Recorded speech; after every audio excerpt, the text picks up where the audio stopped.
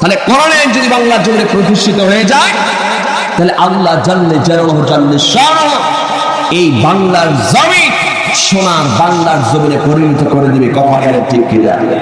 এর জন্য এইবার আমরা একটু জিনিস দেখব, আমরা একটু মেহনত করব, মিজানের পাল্লাটার দিকে একটু আমরা নজর দেব। কথা বলে ঠিক কিনা? এবার একটু মাশাআল্লাহ লাগানোর সময় দেখে শুনে লাগাবো। এবার আর কোন জায়গায় মাশাআল্লাহ আজে বাজে জায়গায় লাগানো যাবে না। কথা বলে আজে বাজে জায়গায় লাগানো যাবে না। বলতে লাগানোর সময় একটু দেখে লাগাবেন, ইনশাআল্লাহ আপনার আমানত যদি ভালো জায়গায় হয়, এটার ওসিলায় আল্লাহ তাআলা আপনাকে মাফ করে জান্নাতের মধ্যে পৌঁছায় দিবে। কথা বলে ঠিক কিনা?